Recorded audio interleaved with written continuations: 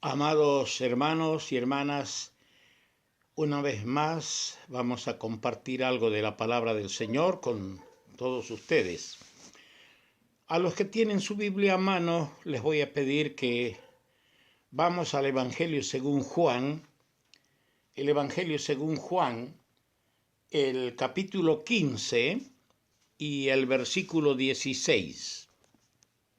En Juan 15, 16 leemos así: No me elegisteis vosotros a mí, sino que yo os elegí a vosotros, y os he puesto para que vayáis y llevéis fruto, y vuestro fruto permanezca.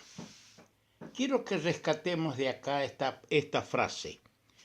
Os he puesto para que vayáis y llevéis fruto, y vuestro fruto permanezca. Ahora veamos otro texto de la palabra de Dios en 1 Corintios, el capítulo 3. 1 Corintios, el capítulo 3 y el versículo 14. Si permaneciere, fíjese otra vez la palabra permanecer acá. Si permaneciere la obra de alguno que sobreedificó, recibirá recompensa. Que el Señor bendiga la palabra suya a nuestro corazón. Nosotros vemos un texto que el Señor mencionó en el Evangelio de Lucas, el capítulo 6, verso 44, cuando hablaba de cómo reconocer a un árbol que da malos o buenos frutos. Él decía en Lucas 6, 44, porque cada árbol se conoce por su fruto. Y luego a continuación explica, dice, no se cosechan higos de los espinos, ni de las zarzas se vendimian uvas. Pero de acá yo rescato esta palabra, porque cada árbol se conoce por su fruto. Ahora, el Señor en el capítulo 15 del Evangelio de Juan nos habla de frutos que deben permanecer. Dice, os he puesto para que vayáis y llevéis fruto y vuestro fruto permanezca. De esos textos leídos tanto en Juan como en 1 Corintios, se desprende un pensamiento que debe golpear y escudriñar el corazón de todos los que de alguna manera servimos al Señor, ya sea como obreros a tiempo completo o como guías y guardianes en las iglesias. Este es el pensamiento para los obreros y para los que sirven al Señor en las iglesias. Vuestro fruto permanezca. Yo he notado, hermanos, a través de estos años, mucho de lo que estimamos o consideramos como fruto, desgraciadamente no permanece. Los predicadores entusiasmados acostumbramos contar como fruto aquellos resultados visibles de nuestros esfuerzos que por lo general terminan solo siendo profesiones de fe. Es bueno ver profesiones de fe, pero es incompleto si el fruto de esas profesiones no permanece. Nuestro entusiasmo nos lleva a veces, hermanos, a contar a los muertos como vivos.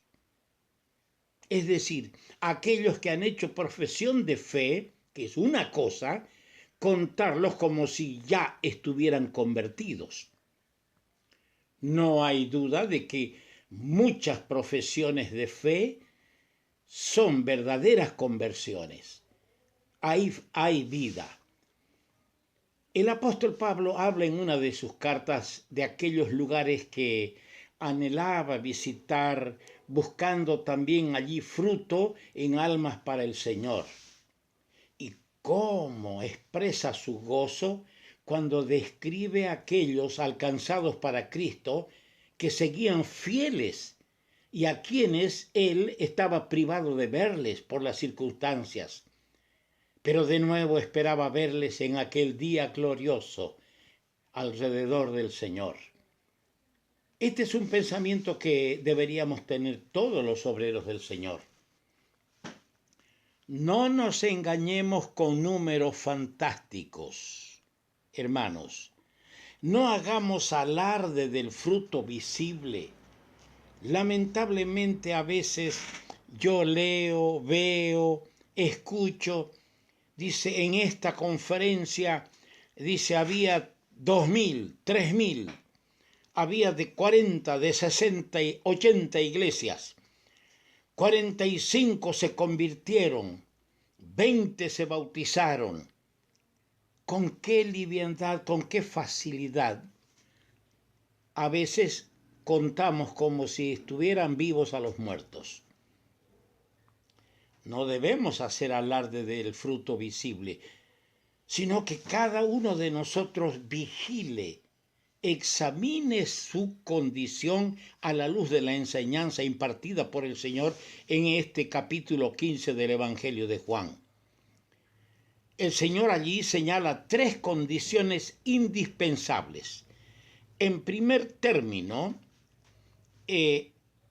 todo aquel que lleva fruto, dice el versículo 2 de Juan 15, todo aquel que lleva fruto lo limpiará para que lleve más fruto.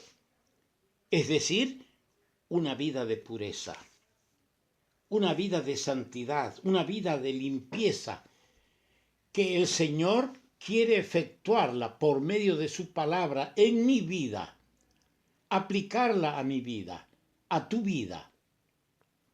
Porque, hermano, tenemos que reconocer, hay cosas que deben ser extirpadas de nuestra conducta. Hay cosas que tienen que ser eliminadas. Hay palabras y lenguaje que tenemos que eliminar por ser un estorbo, por ser una causa de tropiezo, por ser cosas que contristan al Espíritu Santo de Dios. Por lo tanto, una de las cosas que el Señor menciona aquí para que llevemos fruto y nuestro fruto permanezca es la vida de pureza. Mi Padre lo limpiará. Y la palabra de Dios está para eso. Y el Espíritu Santo está para darnos el poder, el conocimiento para limpiar nuestras vidas. En segundo término, en el versículo 4 de Juan 15 leemos, permaneced en mí y yo en vosotros. Como el pámpano no puede llevar fruto por sí mismo si no permanece en la vid, así tampoco vosotros si no permanecéis en mí. Así tampoco vosotros si no permanecéis en mí. Aquí tenemos la comunión constante con el Señor. Tenemos que permanecer en Él para llevar frutos. Es indispensable para quien quiera llevar frutos para el Señor una vida de intimidad con el Señor. La vida de intimidad con Cristo el Señor va a producir frutos en nosotros. Y nosotros mismos, al ser vidas fructíferas, vamos a ser útiles para traer a otros a Cristo. Permanezcamos en Él. Una vida de comunión, queridos hermanos. No dejemos que nada ni nadie nos prive de esa vida de intimidad, nos prive de mantener una estrecha comunión con el Señor todos los días, cada hora. No permitamos que el enemigo logre cortar los lazos que tenemos con nuestro Señor Jesucristo, lazos de unión, de unidad. Solo viviendo cerca de Él con una vida íntima, vamos a consustanciarnos con los sentimientos y los pensamientos del Señor. En tercer término, en el verso 7 dice, si permanecéis en mí y mis palabras permanecen en vosotros, pedid todo lo que queréis y os será hecho. Si permanecéis en mí y mis palabras permanecen en vosotros, pedid todo lo que queréis y os será hecho. Una vida de oración, una vida de pureza primero, una vida de íntima comunión en segundo lugar y una vida de oración en tercer lugar. Una vida de oración que conoce el secreto del poder. Solo la oración nos revela el secreto del poder. Dónde recibir los mensajes y cómo entregarlos. Esto es importante para el que predica el Evangelio, para el que ministra la enseñanza de la palabra de Dios a sus hermanos. Saber dónde podemos a solas con el Señor recibir el mensaje que va a orientar nuestra vida, que va a corregir nuestra vida para que podamos compartirlo y sepamos también cómo entregarlo. Qué lindo es vivir una vida de dependencia, una vida de oración, que no sube al púlpito porque sí tiene que subir o porque va a merecer la aprobación de los hombres, sino sube guiado por el Espíritu. El día o la noche que el Espíritu Santo le guía a hacerlo. Solo a través de una vida de oración aprendemos a depender de la suficiencia divina. Permaneciendo en el Señor, nos pone en armonía con su voluntad.